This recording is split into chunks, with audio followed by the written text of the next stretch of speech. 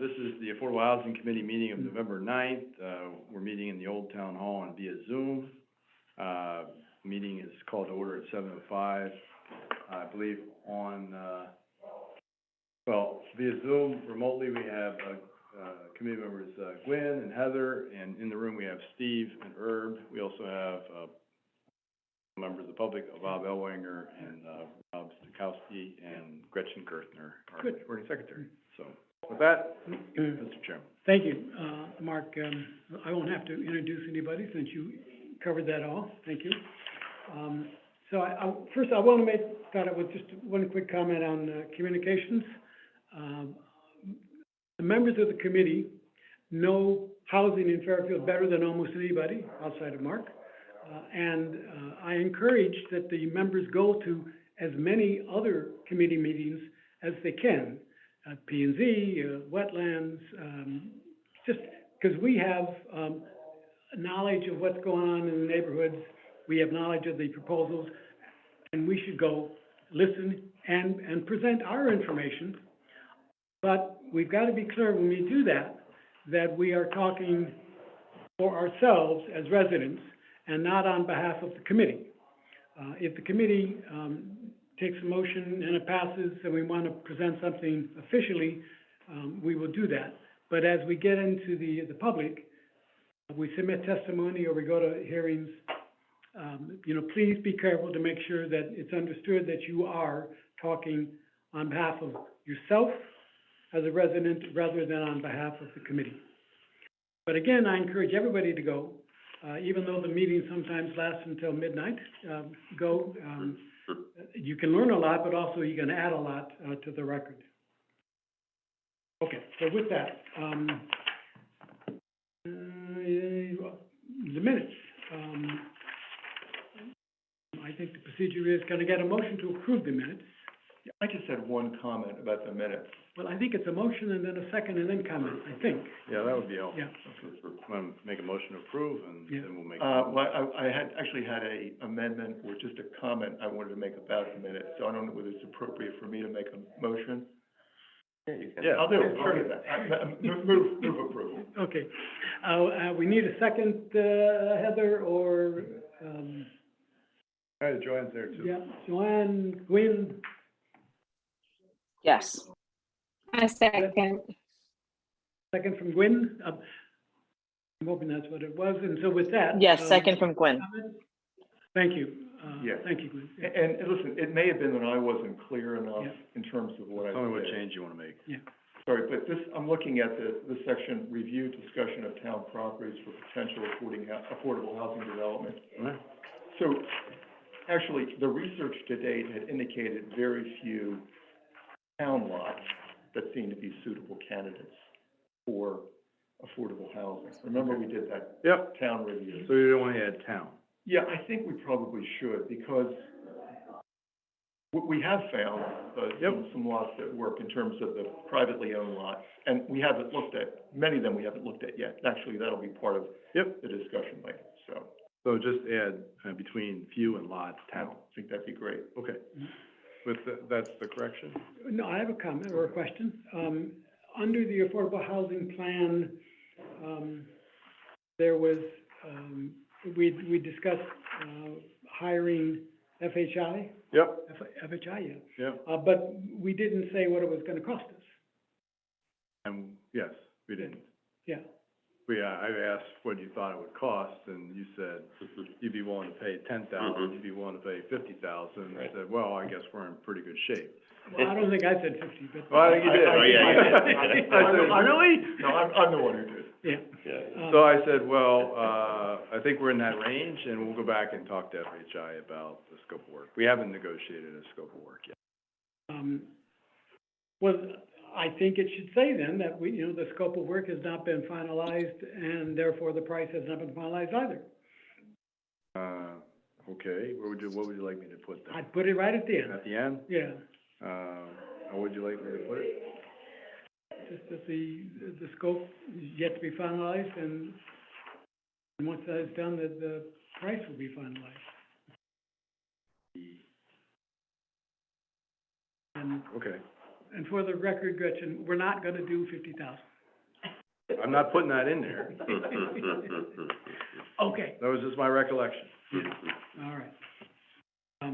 Okay, that's all that I have. Okay, with those corrections, Well- anyone else have any corrections? Heather, Gwen, Joanne, any corrections to the minutes? Good. I do not. No.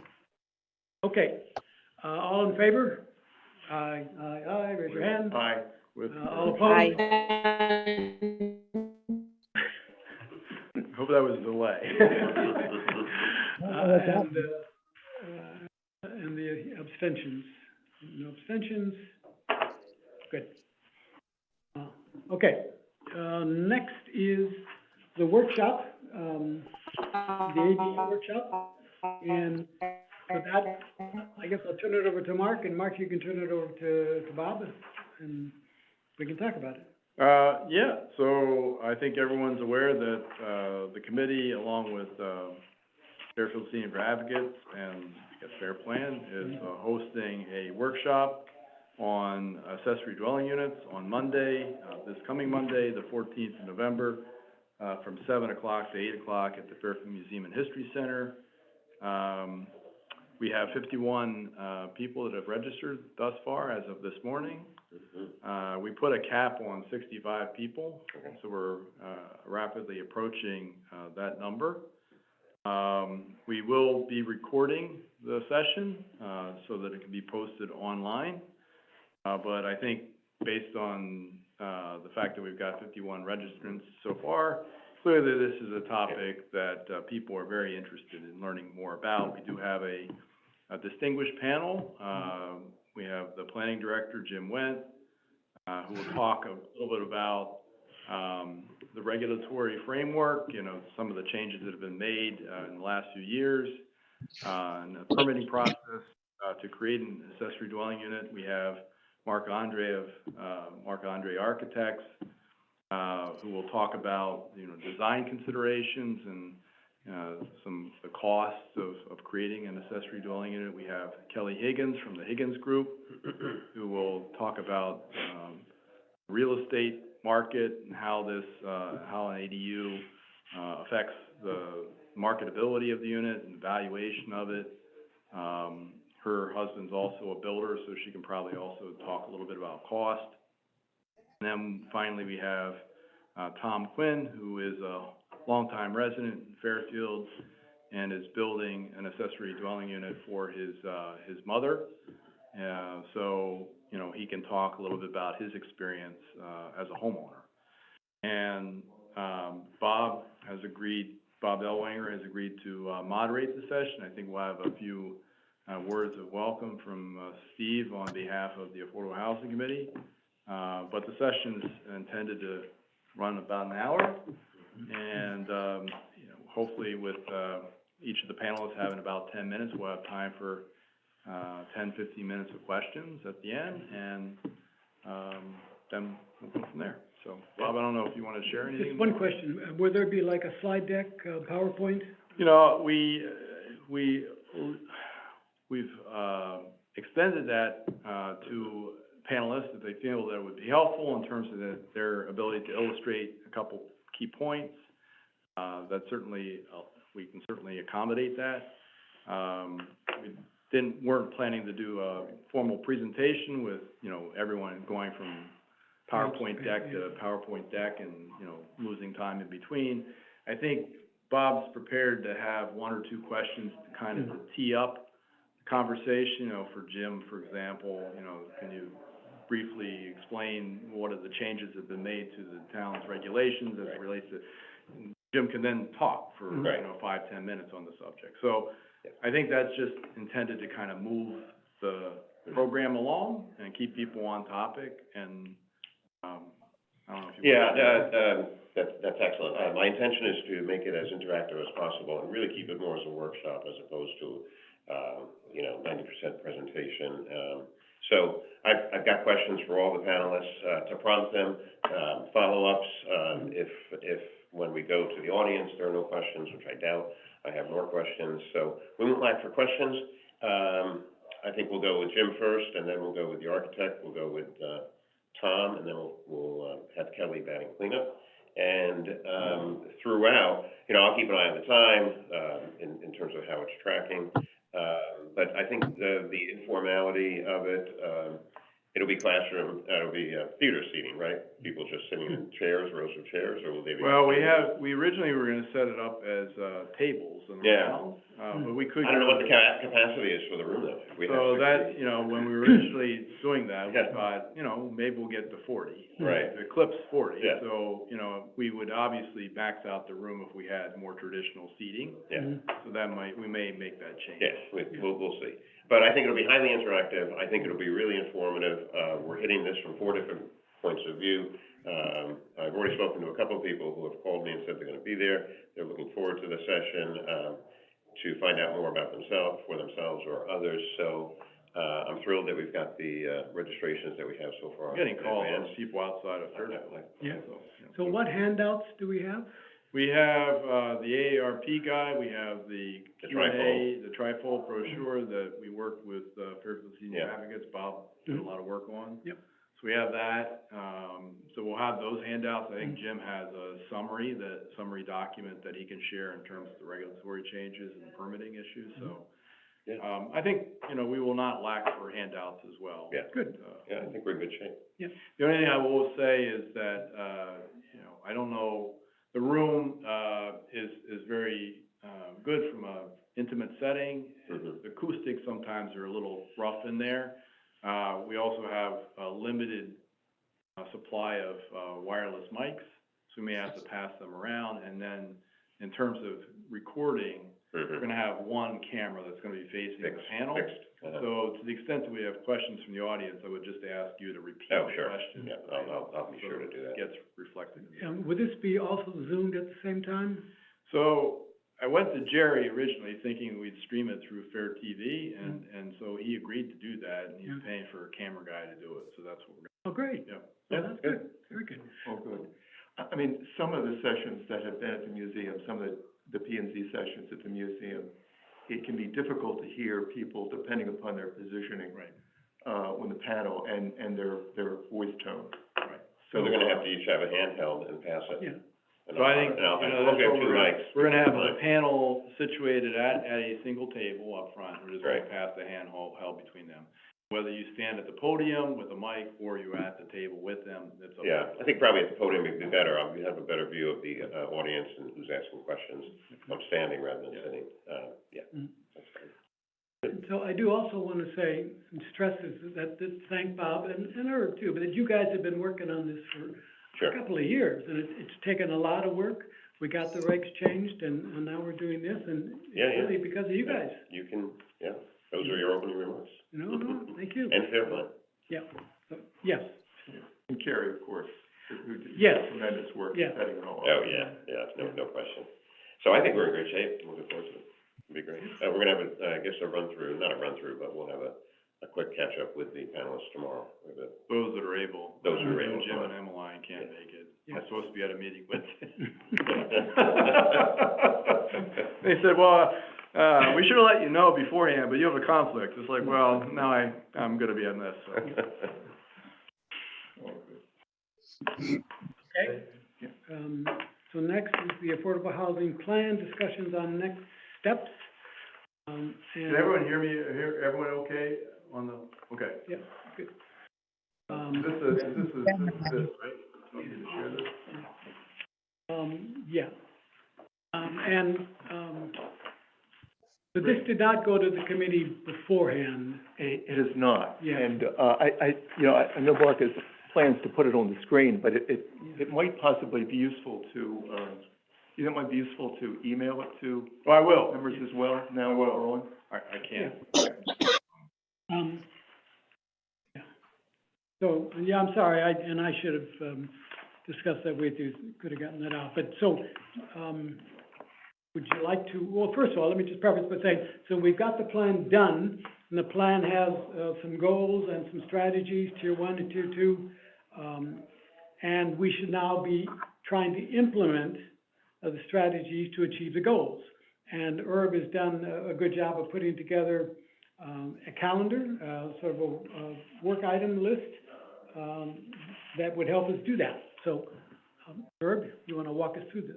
Absolutely. So let me just say, first of all, that this is really, think of this as being a, you know, a straw man, straw woman, whatever, that would, to get us started. So we're certainly going to want to, negotiate the targets, start dates, completion dates, responsibilities, and so forth and so on.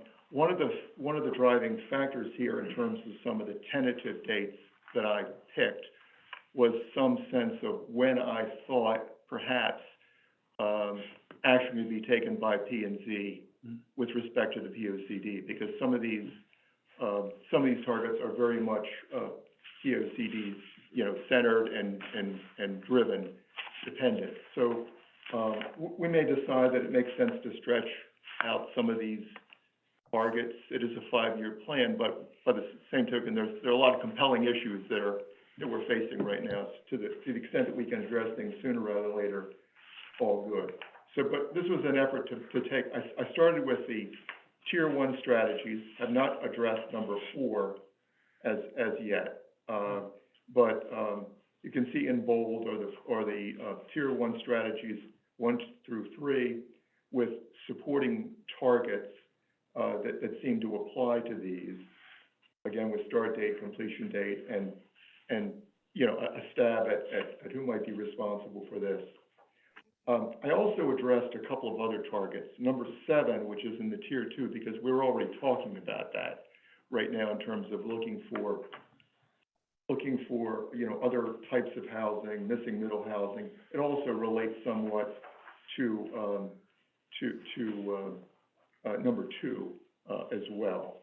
So I bolded number 7 since it's already in progress. I also bolded number 11, and that's the, develop guidelines for the Housing Trust Fund, because I think we've talked about it, and I think we all appreciate the fact that we need money to make a lot of these things happen, and that we have priorities that are affecting us as we make decisions, so that it seemed like that's something that ought to be a near-term priority.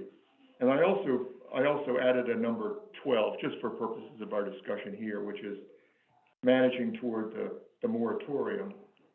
And I threw a number 13 in there, Steve, based upon something that you said to me, and that is because we have had discussion about how can we get the word out more about what we're doing and update various groups. So all these things have to be addressed. These are ones I took a shot at in terms of trying to frame out a little bit.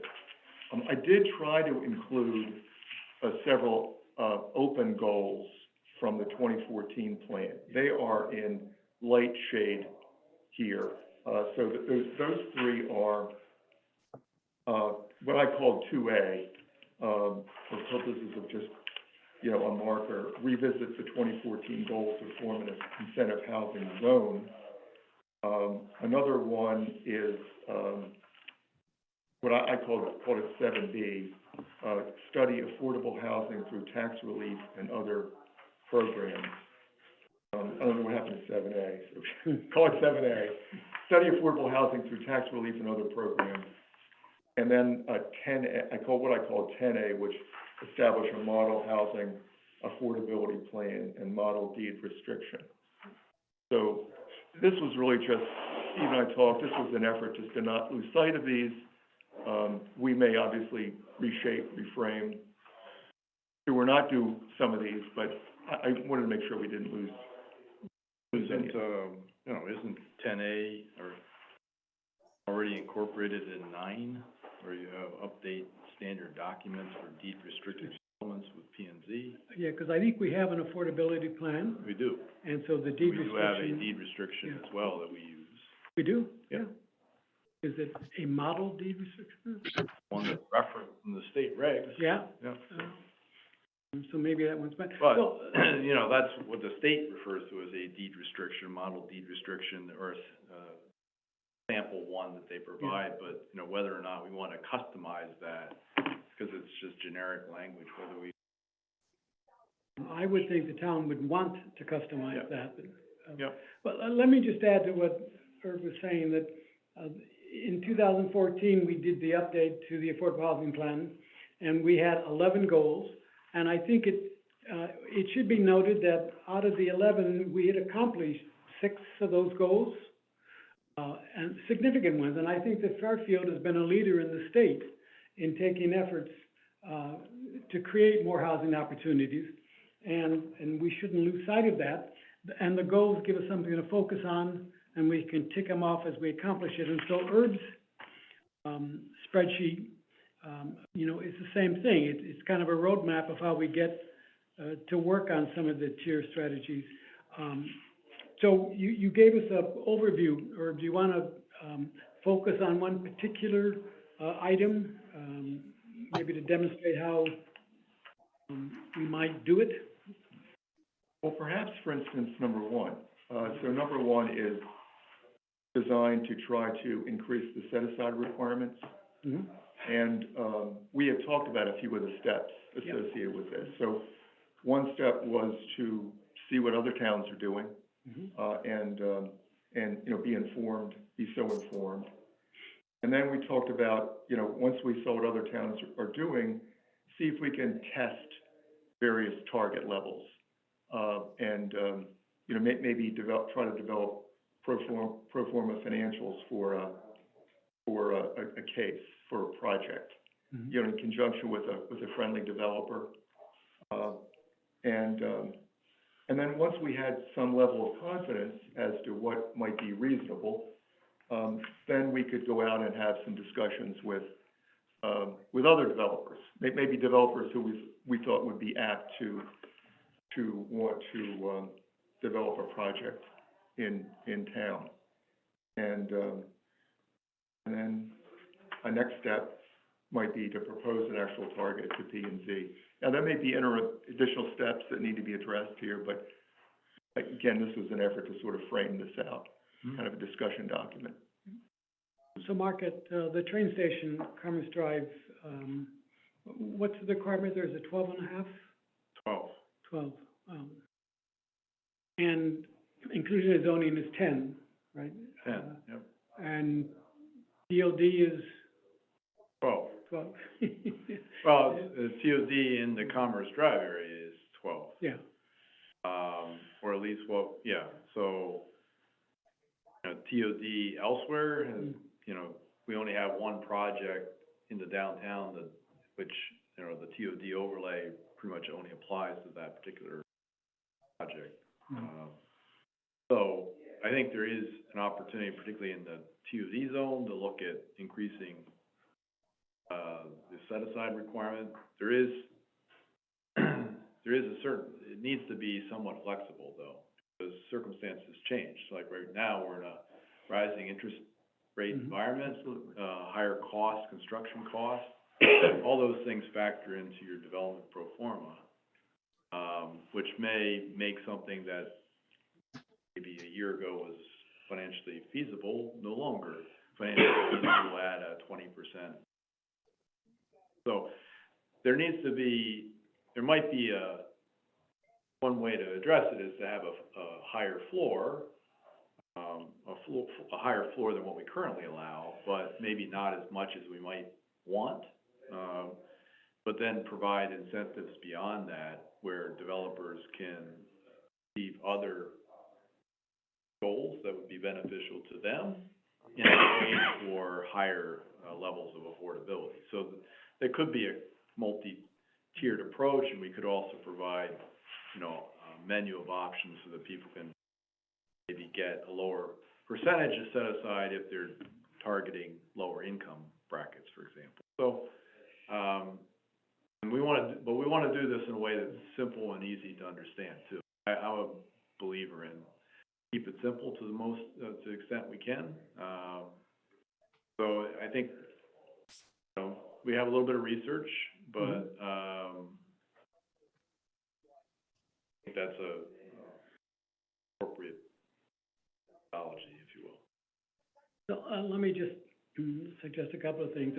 First of all, I think Fairfield is a really good town, and a good town for developers. We have a good population. We've got 2 colleges. We've got good transportation. We've got beaches.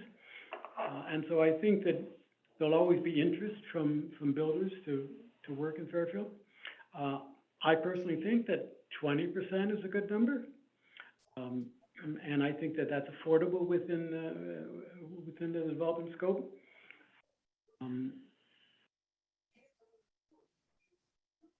Good. The town, I think, as I said, is a really good town, and when property becomes available, it gets snapped up pretty quickly.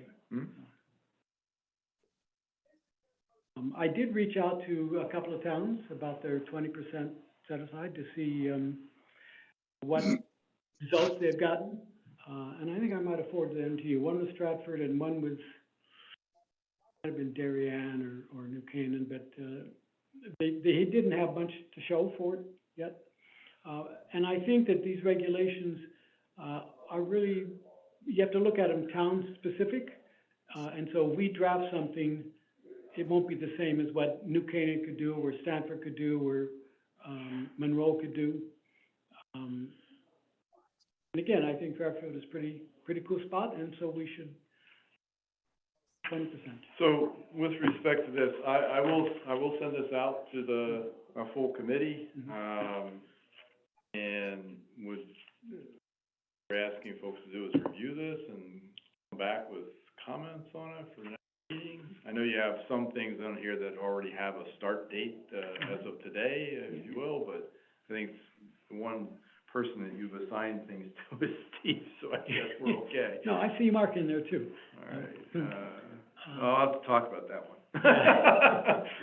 So, so reaching out to other towns, I'm happy to continue to try to do that. The DRD zoning, I don't think I can add much onto the zoning, and I mean, my overall, it's being as a basis for conversation. Yeah, And you acknowledged it's very ambitious, an aggressive timetable. Yeah. I did, but I mean, the urgency's out there, and I think I'm looking for ways to sort of get everybody thinking urgency. Yeah. And, you know, we're trying to, one way of blunting 830G is to try to make things happen, so, but I tend to err on the side of Okay, so. pushing too hard, so I understand. So the homework is, we're sending this out, asking people to provide comments, and we'll hopefully. yeah, and the kind of comments that I would like to see is, so there might be 12 or 13 line items, and maybe there's one that we should focus on first, or two that we could do simultaneously. Out of the 11, there's like 5 or 6 that we rely on working with TPZ. You know, so there's very few items that we can do on our own. But I don't think we should try to work on all of them at the same time. We should focus on 1 or 2 or 3. Yeah, and I used the term AHC subcommittee here, Mhm. with the idea that we would get everybody involved in this, and there might be projects that 2 or 3 individuals might be working on. We may decide we want to assign some of these to individuals to do spade work or whatever. So the idea was to get everyone involved.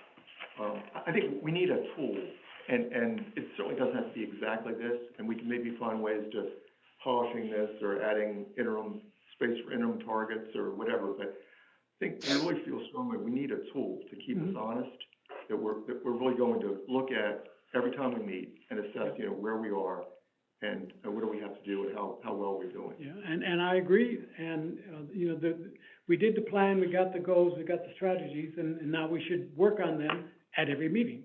And this is a good start, a good approach. So please review and send in the comments.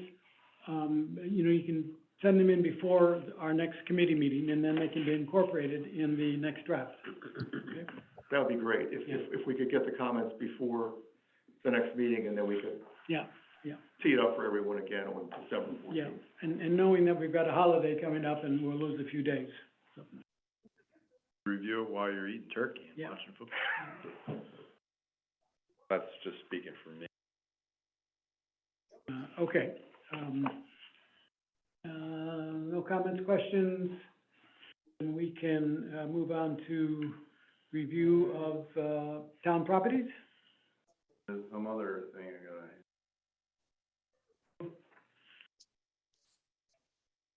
Is that the one you want? Yeah, that's good. So, another handout. Yeah.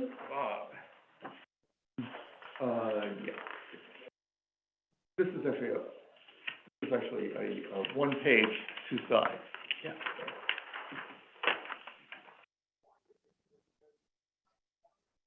Okay, so we've been looking at privately owned properties that might work as duplexes or triplexes or four-unit, structures. And, may remember that in Zone B, you can build a duplex on a lot that's 9,000 square feet, and that's, in a single-family zone. So we looked at properties that were basically between 9,000 and 11,000 square feet. So far, we have, single-family. And they're actually in two separate tabs in spreadsheets that we've sent out at different times. And, so I have looked at a subset of these and ran them past Steve to get his thoughts. And Steve actually did drive-bys of these properties that are on, the first page. And, what I took into consideration was, evaluation. We're obviously going to be constrained by anything that's too terribly expensive. So I looked at the valuation, the appraised value, looked at the existing structure, what type of property is there now, and what might be conducive in terms of building on that, if we decided to build on it. What does the lot look like? That's lot shape, not shape, like lot shape and terrain. So is it a lot, nice square lot that might lend itself, and reasonably flat lot that might lend itself to building? How does it fit, how would a duplex fit within the street? What's the street compatibility? We've been, staying away from water, from flood zones. We've been doing that, as a matter of course. I also looked at what the ownership history was, somewhat. So in other words, if something had just been acquired and it looked like somebody had bought it as, something they intended to live and treasure for 10 years or more, maybe that wasn't the ideal one to propose. And then finally, I made some notations that you actually can't see here in terms of particular streets that might have potential for us to look at. So not just looking at these streets, for instance, on New England Avenue and Massachusetts Avenue, but made a few comments with Steve, again, that don't appear here, in terms of, hey, this street might have some potential in terms of not just these properties, but other properties. It might be one that we want to keep an eye on over the long term. And in terms of doing the review, I think we talked a little bit about this before, but what I looked at was the field card, the electronic field card, which is not, I think, the full field card, but what's in Vision Appraisal, and what you can actually navigate toward if you go into the GIS map viewer that you can find on the town website. So I looked at that.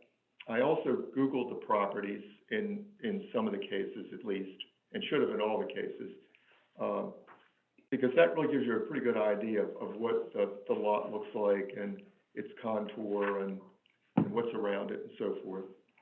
And then if you look at GIS map, you can actually see the entire street and see what the other properties look like on the street, the shape.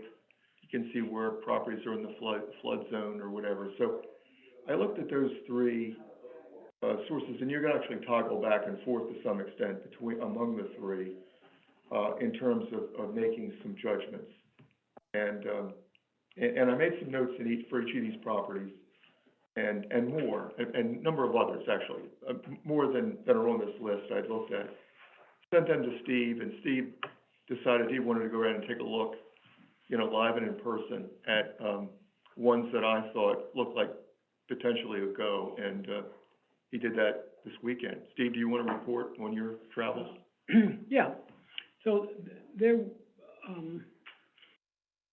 basically two groups. One grouping was over by Whole Foods, the States Avenue, I think it's what you call, Massachusetts, New England, Vermont. And, there were a number of properties, let's see, maybe 5 or 6 that I found over there that I thought were doable. You know, the lot seemed good. However, if you're familiar with that neighborhood, it's very dense already, and the topography is not great. It's a big hill, and so there are some lots that have been carved out and are flat.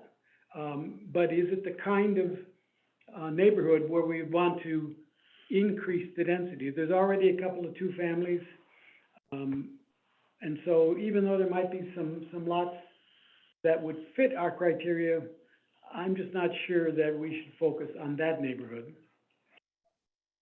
And then the other grouping was a series of properties on Sunset, Pope Street, Oakwood Drive, and, you know, again, there were like 3 or 4 that I thought, were fine, could be worked with, and those neighborhoods were more open, not as dense as, New England or Massachusetts Avenue, and so, I like to get out into the neighborhood and get a feel for what's there. I get a better sense than looking at Google Maps or Google Earth or that kind of stuff. And you can quickly see the topography just driving by or walking by. So what I didn't find was any properties on the northwest corner of Fairfield in Greenfield Hills. Would be nice to find something up there that we could do, but I'm not gonna find it, 'cause it's not Residence B zoned. yeah, well, nothing jumped out, that's right, yes. So I live on a Zone B Mhm. street, Yep. That's between the Southport train station and the highway. Mhm. And, 2 of the properties were on my street. Unfortunately, depending on, from your perspective, I live in the Southport Historic District, Mhm. which, can be quite a bear in terms of making any kind of changes to, I know that from firsthand experience, including recent experience. Yeah. I also looked closely at properties that are in that section of town, and unfortunately, a lot there is impeded by flood zoning, existence of the flood zones. And I looked all the way up to the center of town, so Ruane Street would look great if it weren't in the flood zone. I looked at a number of properties there. And there's some other developments in that section that unfortunately have been gentrified in recent years. So let me give you an example. Arbor Drive and Arbor Terrace are on the north. It's over near that vegetarian restaurant, or? They are. Yeah. They're next to or behind, Hulse Highway and Post Road. Yep. And, you know, 5 years ago, 3 years ago, 4 years ago, they would have been perfect targets for what we're talking about. But, you know, they've unfortunately gone the route of the beach area in recent years. So it's an example of the obstacles we face. You know, if we pick, it's hard to pick properties in high-priced neighborhoods, because even if we leverage and build, you know, 2 or 3 units on the property, it's still a lot of acquisition cost to try to stomach. What is And- the objective for this? Sorry, so somebody Oh, I had a quick question. Yep, this is Heather. I have a quick question. So are you talking for all of these streets that we are considering building duplexes and multiple units, or are we talking about single family? I just want to make sure I'm tracking correctly. We're talking Or is it a about- combination? So our bottom line objective is to look for, Heather, is to look for affordable housing units, right? Of course.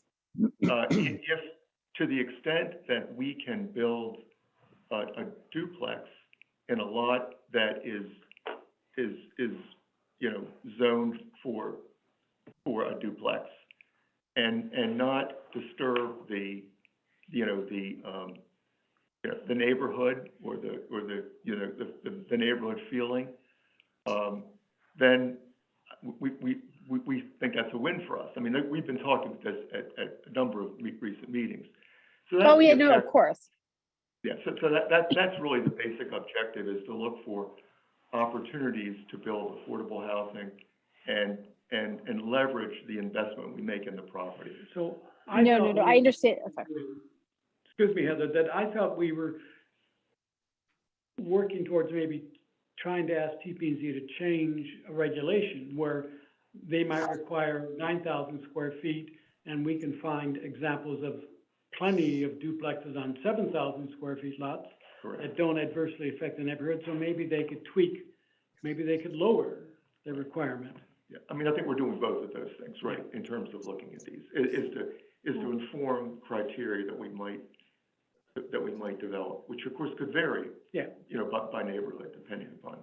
Right, and that was actually the root of my question was, so what's good for, you know, one street, and Steve, I believe you mentioned about, like it was Massachusetts, that's a very dense area. I know that area. And so, you know, a duplex may work on one street, but it won't work on another street. So I just wanted to make sure we weren't trying to do one size fits all, that we are going to, and it sounds like we are, that we're going to do what's appropriate for that street in that lot. I mean, I think we all feel that should be our objective, is to, Yeah, and is that a good segue into asking the committee, we're like, hey, maybe they want to drive past the ones on Roseville Avenue, or? yeah, on the flip side of this, I don't have the flip side, so you didn't give me that. well, yes, it's right, you have to scroll down, Mark. Oh, is it? Yeah, Can I ask a question? Alright. there you go, Ta-da. yeah. Okay, so, what I did here was to, select some properties that I thought were proximate to where many of us live, Mhm.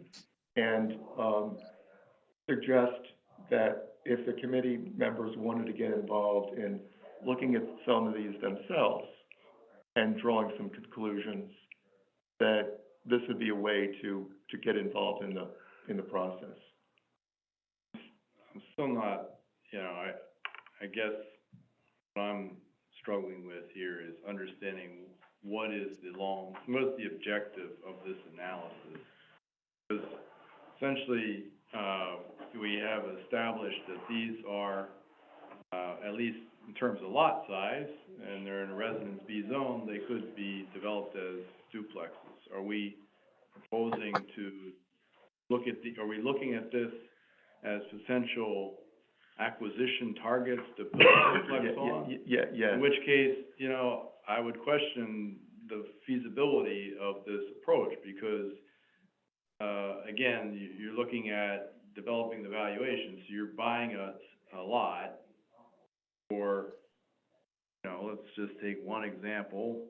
We have an appraisal at $459, which I assume is the town's valuation of the property, not necessarily what it would be necessarily listed for. But you have one here that's sold for 400. I saw somewhere where it recently sold for $400,000. Yeah. So $400,000 for that. So your land cost would be $200,000 per unit. Correct. And then you have to add on the cost of construction, and then you're gonna try to sell, or rent those 2 units at an affordable rate. And if it's, let's just do for sale, a sale unit is, right now, an affordable for sale unit would be probably in the let's be generous and say $250. Yeah. So your total sale price, if both units were affordable, would be $500,000 in net income. Mhm. And you have paid $400,000 plus for the land, on top of which you have to put the cost. So there always is a level of subsidy in doing affordable housing, but this might be a fairly high level of subsidy per unit. And so that's where I'm 459, driving at, whether this is a 459. viable strategy. Well, I mean, some of these lots are less, and less than 450. Or, ideally, we're not developers. The town isn't really a great developer. And do we necessarily need to acquire property? I thought, as Steve mentioned, our approach was looking at whether or not the 9,000 square foot lot size was an appropriate standard in a Residence B or Residence C zone. Right. And whether we could find examples where a duplex exists on a 7,000 square foot lot, and looks perfectly compatible with the neighborhood, and perhaps then we could argue that, we don't need a 9,000 square foot lot, we can lower the threshold, and that would provide an incentive for people to do that work on their own. Right, So and part of it might be just, there's an argument to be said, we've got a 9,000, why aren't they, so right now, I think, just doing the math, the market, people wouldn't be able to you won't be able to acquire without creating much more density than a duplex, based on this. I think that's true. I think it's realistically, you're probably not gonna get a triplex here. You're probably looking at a duplex. Well, we can't, because, this one, we can't unless we changed our reg. Correct. So that's the underlying problem that we Okay, deal with. But remember, we have a separate tab that shows duplexes that are 8 to 9, 7 to 8 currently, right? So we're doing all of this at once, but I thought we had discussed the fact that, let's look at the single family over 9 first. But we do have that other information at our fingertips. It's in additional tabs in that spreadsheet. So I think realistically, you're right, we have to look at all of this at once. And it's what changes do we want to propose to zoning, what might be reasonable, and I think this really informs that. But we've also talked about the urgency of trying to make it happen, since there don't seem to be many silver bullets out there. So trying to do multiple things at once, I guess. I think it's just instructive for everyone to just bear that in mind. It underlines the difficulty of creating affordable housing. And we went through that with Greenfield Street, where the acquisition cost was $239 for a duplex building lot, because we had the land next to it that made it duplex building lot, 2 of them. And so our land cost per unit was, 100 a quarter? yeah, Yeah. but still, requires a level of subsidy. Could be also that one of these structures didn't have to be knocked down. You just Could add on, maybe. or split it in half, upstairs. But again, what are we trying to, and I'm throwing it out just to be devil's advocate here. Now, maybe we don't have to acquire the property. Maybe we can incentivize others to develop the property in such a way that it would be compatible with our goals and allow for some creation of affordable housing. So we just have to think through. I don't see us acquiring anything. Okay. You know. I don't know, so I was putting. I agree with you that we're not nimble, the town is not a. Well, I know from a fact, Yeah. because every time the town has to acquire property, I know very well the process I have to go through. But let's just say that there's 20 properties on this list, and if we looked and found 5 of them might be good candidates, then we could alert other people. Correct. Other, Yeah. contractors, developers, that, hey, keep an eye on these 5. Or we could, Kelly Higgins, hey, if these 5 come up, let us know, we've got a pool of people who are interested. The question is, when we do this, a lot of other people are obviously looking at this as development opportunities, and where it doesn't work for an affordable housing on a duplex, perhaps, people can acquire it and pay $100,000 per unit for the dirt and build, $600,000 unit or $1 million unit. It works perfectly fine there, but it doesn't help us create affordable housing. And again, the constraints that we deal with in Fairfield, you know, the high land costs and high construction costs, but we still have to produce some housing. It doesn't, Right. it's not gonna be necessarily the cheapest. It might be workforce housing, starter housing, but we've got to continue to try and increase the options that we have in Fairfield. Otherwise, we're gonna end up with just million-dollar homes REIT, and 2 universities. Yep. you know? Right. So this is Heather. I'm confused. I'm sorry. These Okay. houses aren't even for sale. no. Like not all, you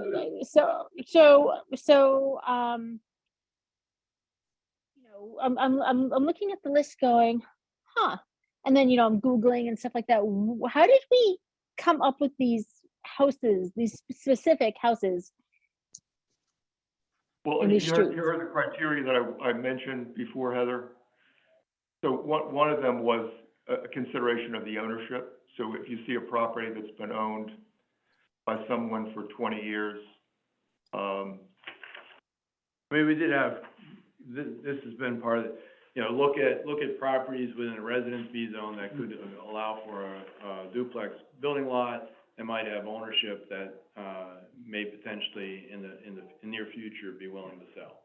So, I mean, I understand, I just was getting more at what's the long-term goal of this Yeah. analysis? Yeah. And how do we envision that progressing? So, a lot of it, as I said, a lot of it can happen, should happen in the private sector, or perhaps with another willing nonprofit developer, but, how do we get involved in the process? How do we incentivize that to accomplish our goal? Yeah, and so, again, that other part that we had talked about units ago, but also in other meetings, that if we can find examples of lots that are smaller than what the regulations allow, but would fit in with the neighborhood, Right. and we can go to TP&Z and say, here's 6 examples, maybe you should consider relaxing your regulations a bit.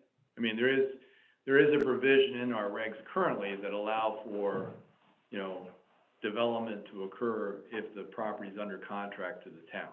So, I'm paraphrasing the language Yeah. somewhat, but, you know, arguably, you could envision a scenario in which there's a contract with that town to produce affordable housing, and therefore, perhaps there's a provision in the regs where the town could be more lenient from the zoning perspective on lot size, maybe grant a variance, if there was an agreement to provide affordable housing. I think that's where you were coming from, or Yeah. we were talking. Like the Austin Wolf regulation Right. or something. But again, that puts the town in that process, which makes it more difficult, It does. you know? Yep. It'd be better if we could get them to tweak the regulation. Okay, so I've got a big problem here because 145 Oakwood Drive that is on there belongs to a gentleman named Peter who has twin sons who go to Holland Hill School. They're both in kindergarten. He has not been there for 20 years. He's got a very young family. He's not going anywhere. And I'm very concerned how this list came about and all of that. So It's up, yeah. up above. Oh, it's on Yeah, the first one. yeah. well, Heather, nobody's running with this list. I mean, this list was, you know, and maybe I missed the ownership date of this owner, but the whole idea here was to just study possibilities, learn about streets, learn about neighborhoods, learn about what potentially could happen, both in terms of prospective zoning and also, you know, also potentially transactions. It's not to go knock on this guy's door or this family's door next week. These are just examples. Okay, you know what? I have to say, if I saw my house on this list, and I've owned my house for 20 years. You know what? I have a young daughter who is in the Fairfield Public School system. If I saw my house on this list, I would lose it. And I think we have to be very, very careful how these lists are generated. And I mean, I have concerns, and because I'm looking at that, going, I know this address. How do I know this address? I'm trying to figure out how I know this address. So that's why I Googled it, and I was like, oh my God, it's Peter. I mean, I see him walking his boys every. Heather, this is all just illustrative. It's not, we're not acting on this. If you're uncomfortable, if the committee is uncomfortable, we can just stop doing this review completely. But if we don't all roll up our sleeves to try to get things done, we're not gonna really move the needle ourselves. And I'm really just trying to do what I can from my perspective in terms of trying to make some things happen within the committee. And I welcome other people jumping in and rolling up their sleeves and doing the same. Yeah, no, I understand the point, and I certainly don't think any malice is meant by it, and that was not my intention, so I apologize if that came across that way. I just, like I said, I just have a concern. Like, I can understand if it belonged to, in like an 85-year-old, or whatever. I just have very specific concerns when I see something like this. And that's me personally, and that's my personal opinion. I think it's a reasonable point. Oh, yeah, Yeah. yeah. I mean, maybe more research should have been done prior to putting this list together. No, that's the point of the, I mean, Yeah. but I think in the abstract, I think, Heather is making a good point here. I think what we're trying to do is to do a certain level of analysis to determine what the possibilities are.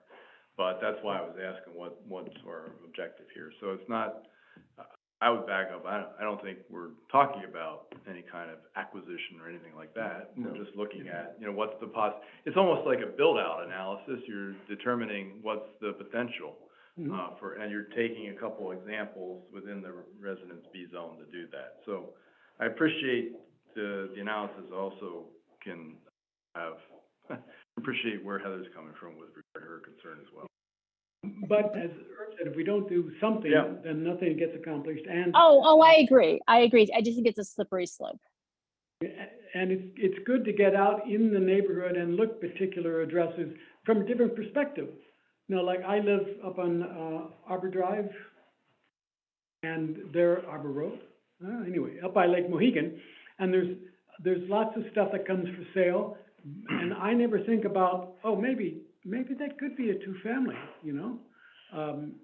And I know that in the neighborhood there are a couple, but they all are pre-existing. And so rather than becoming a McMansion, maybe that lot could be reconfigured and it could be a nice two-family. So that's all. This is part of an analysis, not targeting an individual address, but targeting the examples that we can look at. Mark, it's hard Mark, you and I talked about foreclosures. Wouldn't we want to look at that? Again, I think any strategy that involves the town, if the town's not the party that's foreclosing for taxes, which is not the case, Right. then I don't know that we have a viable path, easily executable path for the town to acquire property in foreclosure. We're going through that now with Yeah. 375 Quincy, where we actually have an interest in the property because we're actually one of the creditors, Right. which are owed money, and it's in an affordable, and it's subject to deed restrictions. But it's not an easy process, and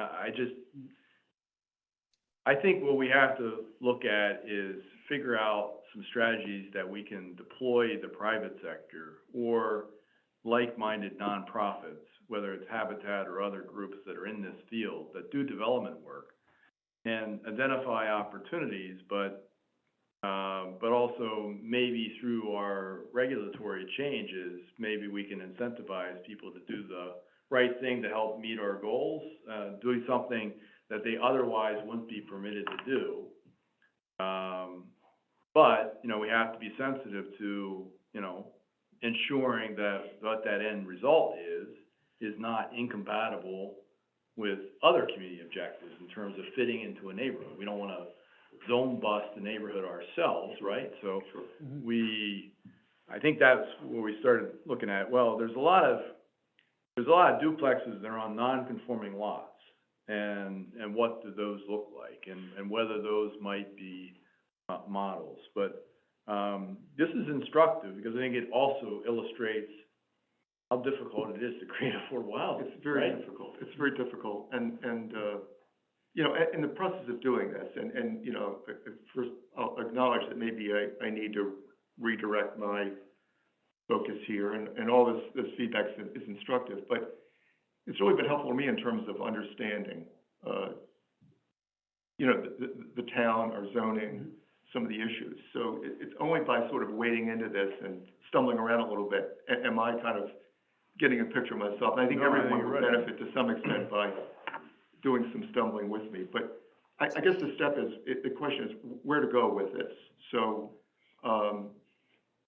any feedback that everyone has at this point would be great, you know, before we go and ask the committee members to physically look at some of these properties, how do we want to reframe this between now and when we meet again on December 14th? I think, this is Joanne. I think to Heather's point is she's saying that this list is sitting up on the screen that people that have called in can see. Okay, my thought with foreclosures is that, doesn't the town have a list of foreclosures that we could use as an example? I'm not sure how that would fit in. I don't have a list. I think what we were just, I think, again, if we're just talking in the sense that these are, these are single-family homes in a Residence B No, zone. and the lot is I appreciate what you're doing is, but Heather's concern was this list other people can see. And if they're looking at this and see their house on here, they're gonna be like, wait a minute, it's not for sale. Again, if we're just talking about, and from the standpoint that these are, I don't know if it's exhaustive, but these are, single-family homes on a 9,000 square foot lot, that's, beyond that, I don't think, Yeah, they're again, we're not talking about. But Most of them I'm are also, not- yeah, I'm just gonna say, I'm also very concerned that they're all concentrated in one single neighborhood. Yep, I'm struggling with this a lot. I find it very targeted. I find it, Well, I find it, that's gonna be the case if you're looking at Residence B, because Residence B is a very discrete zone, so, Yeah. again, I think we've probably exhausted the conversation on this at this point. I think it's instructive, but I don't know that we need to pursue this. Yeah. Let me just respond really quickly to Heather's point. Heather, I've looked at a ton of other properties, west side of town, central part of town. Unfortunately, many of them are flood zone. I looked at a lot of properties on Old Field Road, Ruane Street, the area I mentioned before, Arbor Drive and whatnot. So there's always, you know, there's so many constraints that, you know, that's the only reason these popped up. You know, they weren't targeted, you know, for any reason other than value. The criteria I mentioned and listed on page 1, you know, valuation, you know, style, what's there right now, terrain, all those things. So, yeah, understand the concern, but, you know, the intent was to use objective criteria here. no, I understand, but you know, even when you're mentioning flood zone, Country Road has a terrible flooding problem that has been documented, and submitted to the town multiple times. And in fact, we have, 2 different reports, engineering reports, that confirm that. So, and then when I see your list that has Country Road listed 1, 2, 3, 4, 5, 6, again, I get very concerned about that. But Yeah, and those ones in the back, that list that we're looking at right now on the screen, those properties have not been screened. We have not applied the criteria to those properties. They're only there for because they're relatively close to where many of our committee members live. And they are Zone B properties, single family between 9 and 11,000. If I understand, you took the giant list from the assessor of all, properties within the Residence B zone, that are 9,000 square foot lots. Single family, With a single family home. 9 to 11,000. Then you, took a subset of that to get to this list, but a subset beyond that, where you actually did the full analysis, applying these standards to Correct. see what you would come up with. Correct. Page one, those 12 properties or wherever it is that Steve looked at, they've all been screened. We may have missed something like the example you cited on Oakwood, Heather, but they've all been screened to some extent. None of these ones on the back have been screened at all. And these were picked because they were close to where the members live, Correct, that if they might wanna take a walk or take a drive, that they could look at them very easily. That's all. correct. Okay. Okay, So so if this is gonna, something- these are gonna be emailed out, correct? So we can go ahead, and I mean, I'd like to see the full list, not even just the ones near my home, because I would like to go, Steve, like you had done, I wanna go look at these different lots and just kind of Yeah. observe it, because, Yeah, we addressed it as a prior meeting, but I think, I have that list, the residents. let me resend, or send it to you, Mark, or drip everybody, because I think I have done some work on the list. I think it'd be good for everybody to see that. Okay, but this will be emailed out as well, Sure. the regular list. But is there anything we can ask the members to do on this list now? Well, they could do the same thing that I did, in terms of applying criteria, if they are comfortable and wish to do that. Like, if someone were to go onto the country road and look at the 7 properties there, do we have a list of like 5 criteria that they could maybe quickly apply to each one of those? Yeah, the ones that, if Marcus could scroll back up to page, the top of that Yeah, spreadsheet. what we're talking about, and so what we're talking Right about, there. an educational process for the members to educate them on these criteria and evaluate the development potential of these as a hypothetical exercise. Yeah. Yes. I mean, we could Alright. have, we could do something, here, or, if it would be better for everybody to actually see how we would do one of these. It's fairly straightforward. I mean, it's the GIS viewer, it's the field card, the vision appraisal card, and then just Googling it yourself and driving by. Those are the resources. And these are the criteria that I had, and again, I may have missed one or so here, but those are the criteria I was basically looking at. okay. And it'd be the town of Fairfield who purchased these, correct? No, I No. would not, no, No. no, we would not. That's what I was Okay. getting. So who's, and I apologize if it was discussed and I missed it, and then this is a disconnect for me, is who was purchasing these properties? If they were, let's just say they magically came up for sale, one of these properties, and it meets all the criteria, who's actually purchasing this? A private developer, a not-for-profit? Okay. Got it. Okay, I wanted to make sure I was tracking correctly, because Mark, you had made a comment earlier about we're not developers. And then the conversation went in a few different directions, and I was like, oh, wait, hold on, let me just make sure We're I not understand it. supposed to- We're not very nimble when it comes to doing things like this. Nope, that's Even- okay, I think that's good. Taking a long time. I want to make one quick comment to Joanne about the foreclosures, that, there is a list that, you can get from the state judicial I system. think Joanne sent that around a couple Yeah. times. But to work with them it takes a long time. Mark has worked with a couple, I've tried myself, privately, and it can stretch out for 2 years and then get pulled off the foreclosure list, because they work something out, or it can stretch out for 5 years. Okay, so I just joined another group of, it's a list of affordable houses that are for rent or sale. Which I'll send it to you, Mark, and you can take a look and see what you think about it. Where are they? Yeah. They're in Fairfield, Fairfield and Bridgeport, but I kind of knock out the Bridgeport ones and concentrate on the Fairfield ones. And the prices are amazing. And I don't know if you think it's worthwhile looking at. Sure. I would like to look at that. Yeah, so what is the source of this, list, Joanne? Sounds pretty interesting. It's actually a Facebook group that I happen to fall upon, and I'll send it to you tomorrow. But they list houses between Bridgeport and, Fairfield. And there were quite a few in Fairfield last week, so I'm not quite sure, if it would be beneficial or not.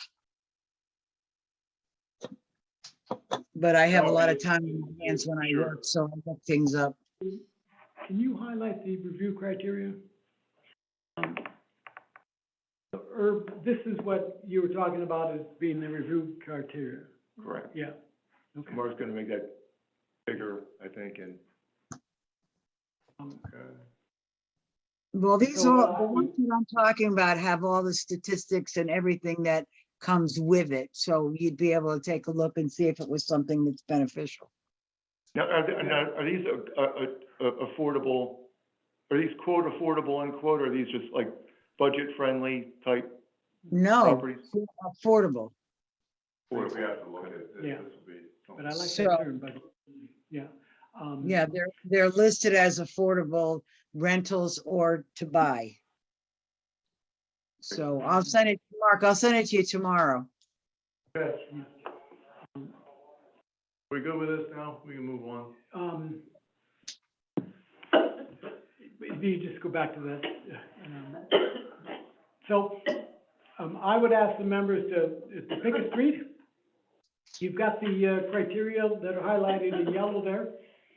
And see what you think. I just pick one. Can you Randomly. email that to us also? Yeah, we'll send out the whole thing. Because I cannot, I'm having to make my screen huge just to see No, them. I'm gonna send it out, so, yeah. Okay, good. Thank you. Thanks, because I can't see it. Yeah. Yeah.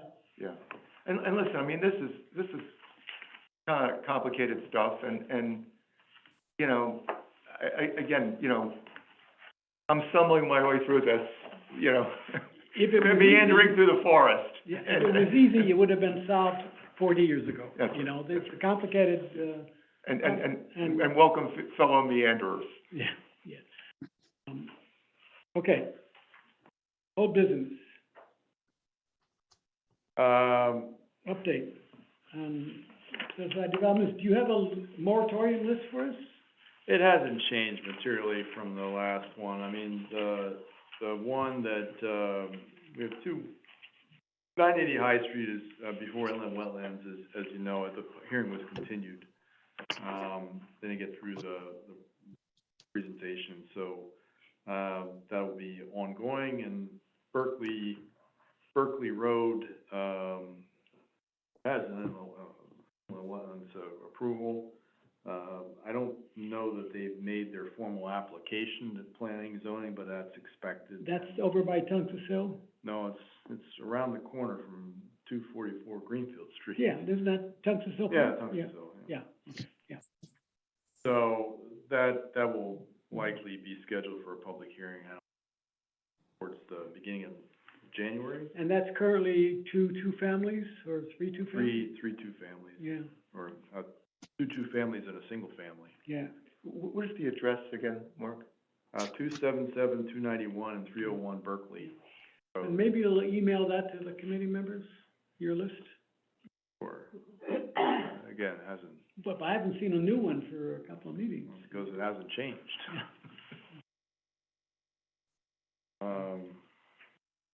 So that's it. I think that's it. And we're still 12 months away from a moratorium. Yeah, I would say that based, I mean, 5545 Park Avenue is, under construction. That would likely put us over, when it's completed. I think, you know, that's gonna be at least 12 months, You been up there? not in the last couple weeks. Yeah, I'm puzzled about them wanting to build there. Next to Sacred Heart? Well, next to the highway and the soccer field. Sacred Heart? Yeah, well, so all right, maybe. I think they'll have no problem, leasing up those Yeah. units. Okay, and with 30% affordable? Well, we'll see. Yeah. Okay. And so the moratorium is the same status report, not much after I will send that out. So right now, Mark, what development would figure to get us over the top? 545 55, 45 Park? I believe so. But nothing before that? Cause that, No, I that don't park is gonna be 18 months away, something like that. Yeah, but it's 70 points. Yeah. It's gonna be in, I don't think any of the other ones, unless, you know, a couple of these move faster than, a couple more, in about the same spot in terms of construction, in terms of site work, but far enough along. I know it might be hard to judge this, but have you got any sense that the interest rate environment has slowed down new development proposals or stopped them? Might be too early to say. Yeah. What is the current status of Bronson Road, Mark, do you know? There's ongoing litigation between, the developer and the town. My understanding from talking to planning and zoning and the court appeal that wanted to come in tomorrow and pull a building permit, he could. He's basically, asking for damages from the court, based on town, creating conditions by which you couldn't develop the property. I don't know. Really, just doesn't, it's a head scratcher to me because, my understanding is the court, found in favor of the developer and the developer could then come in and pull a building permit, and yet he's declined to do so for the last year and a half, and somehow he's claiming damages that the town is stopping him from pulling a building permit. I don't understand the basis for it, but he's.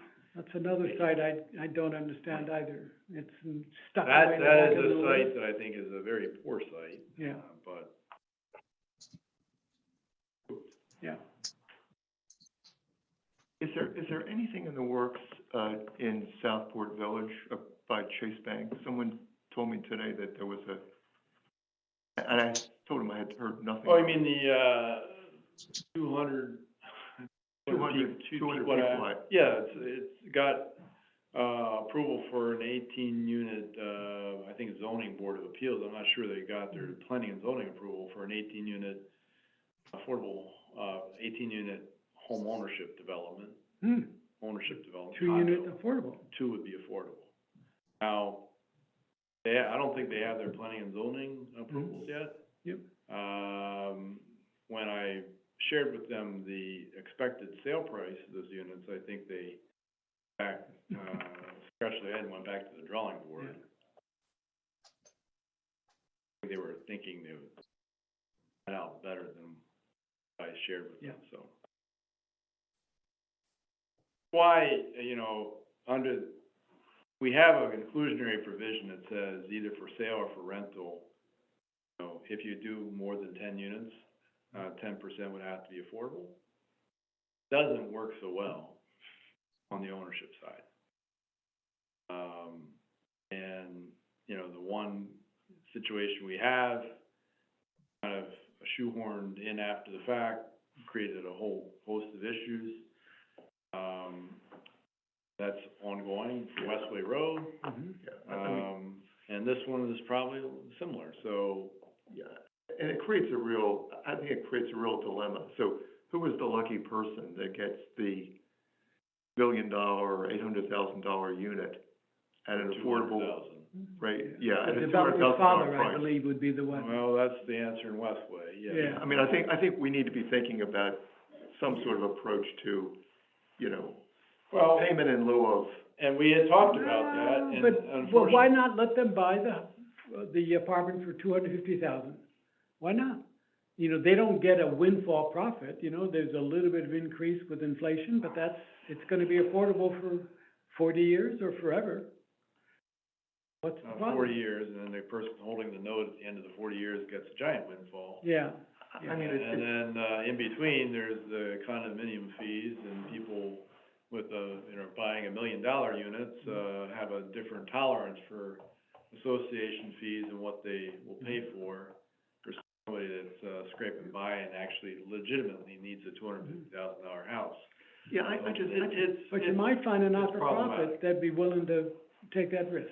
I just have a It problem. might be better if it was a nonprofit was buying the unit Yeah. and then leasing it out or renting it out. Yeah. That's a mechanism I can understand. Yep. And we even suggested, you know, there's nothing to say that this couldn't be just a rental unit within that development too, so. Yeah. That would be an option. Mhm. So it hasn't, I don't think they've got their zoning board of appeals variance, Mhm. but they don't have their planning. Is it mixed use? That's 100% residential. Trust fund? What do we have in there? We have a total balance currently of, $650,000, of which we have reserved $350,000 for acquisition of. And we'll be going to the Planning and Zoning Commission, next week. Their review under 8-24, and then to the RTM in December. Mhm. And we were successful in persuading the committee to postpone the sale date until January, Mhm. to allow us sufficient time to get our approvals in order. But, they are still pursuing the sale by sale. So you just can't go buy it, you've gotta go through this I've process. gotta get authorization to purchase it. And what if you just wanted to give the money to Operation Hope or to Habitat and let them go buy it? Well, right now, under the existing restrictions, and I Yeah. suppose we could argue whether or not they apply in the case of foreclosure action, town is in, you know, has a limited right of first refusal to purchase the property, otherwise it's another affordable purchase. Oh, on this one? Yeah. All right, so we're not harmed on this. One of the things the trust fund was supposed to allow us to do is be nimble, to move quickly. And, Well, nimble from the stance of the housing, the actual the funding is nimble, yeah, because we had that authorization, we got that a month and a half ago. all right, but we can't quickly acquire We property. can't, the town cannot acquire the property, You can't even put down a down payment, not without authorization. yeah. So I would like to get sources and uses of funds on the trust fund. Okay. Available, who do you get it from? I think that periodically we should make it available to, members. Well, it gets reported annually to the RTM, and goes to them. Yeah, Yep, yeah, and in our last several reports. well, I'll look at the last one, but, it may not be in the format that I was hoping. I'll give you a format and we can work. Type of format, so. Okay, fine, we just use format. Parkview comments, That's where we're at. yeah. Planning and zoning next week, RTM in December, and hopefully, bid and secure the property in January. Is anybody lined up, like Habitat or, Mutual Housing, or anybody that, Well, I think we could, we don't have to wait, probably put out an RFQ now, or in the near future to find a development partner for the properties that we currently control with this Mhm. one. We do have two, tenants in them. mhm. Leases have expired, but they're currently going month to month. Hasn't been my desire to throw them out in the street, but, you know, it'll take some time to go through the development process. So, long story short, yeah, we can go out. I think it'd be good, would that save us 6 months? Save us a few months anyway, I mean, that, it just, I'd like to have somebody available. And we're talking about 3 lots, or 5. We're gonna do 5, yeah. We have 3 lots contiguous and 2 across the street that are Mhm. separated by another single-family home. So, but all 5, are, flex building lots, so.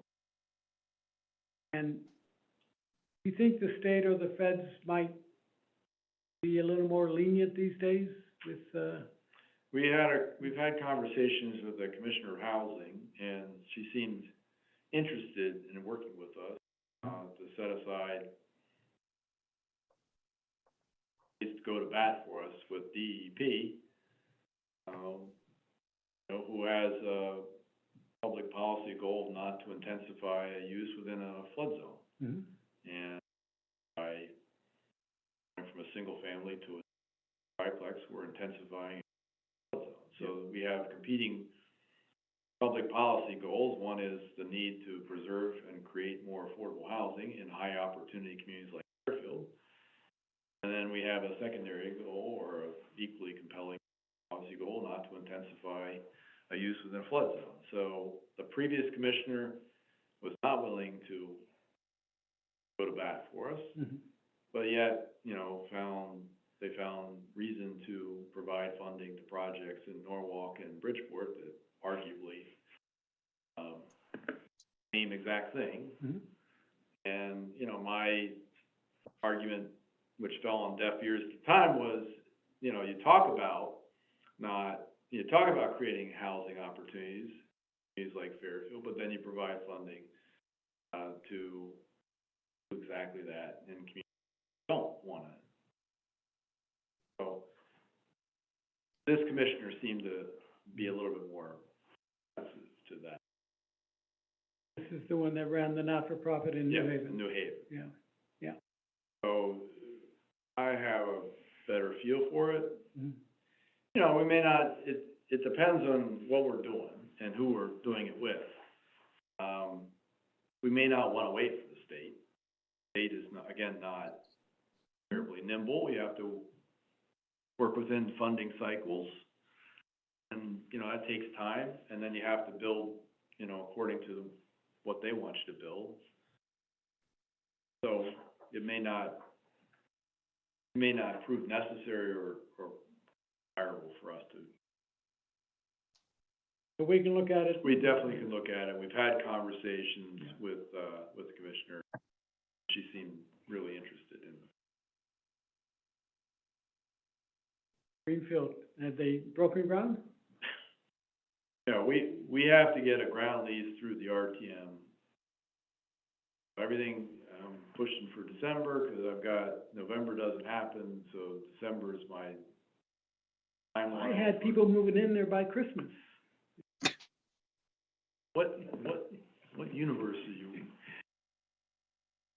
He's trying to They make haven't, things. they haven't started construction yet. They're supposed to start construction next spring. He's like, he's also trying to make things happen, he's.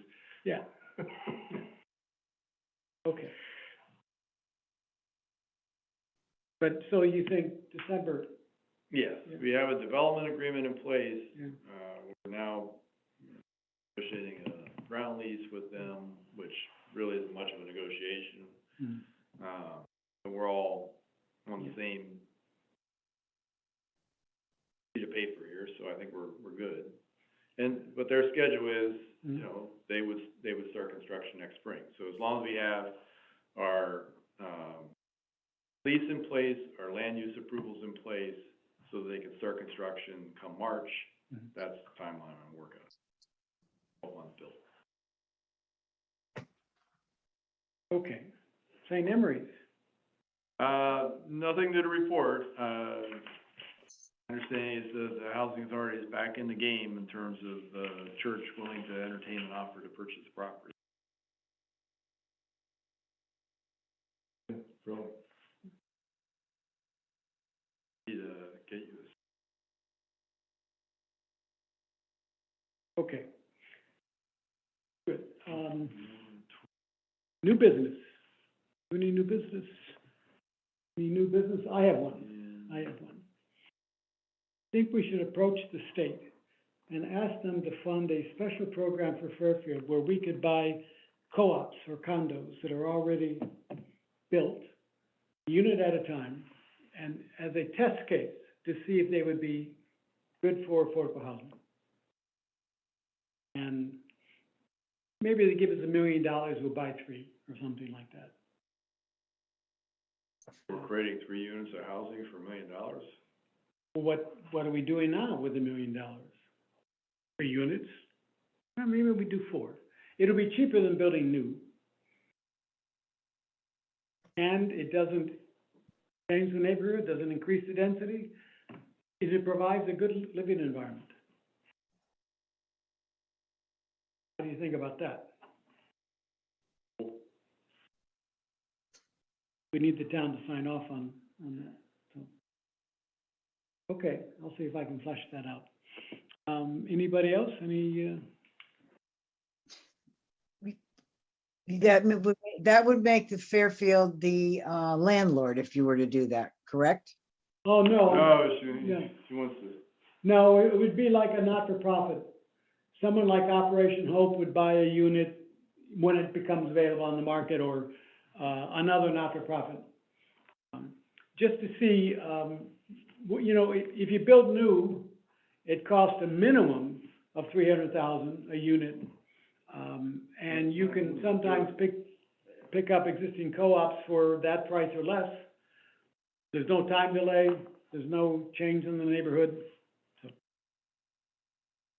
Okay, I'm just One of my curious. dreams. You all know mine. And you'll send us that list of the affordable housing units. What? Joanne's sending a list of affordable housing. Yeah, The I'll send Facebook list. I'll send that to You'll Mark. see it. Yeah, I just Great. thought it was interesting that popped up on my Facebook, so I just joined the group. Okay. So, good. Okay, that's it. Thank you. Have a good Thanksgiving, and we'll see you next month. motion Good to night, adjourn. everyone. Bye. You are Have a adjourned good at night. Have a good holiday. 8:37.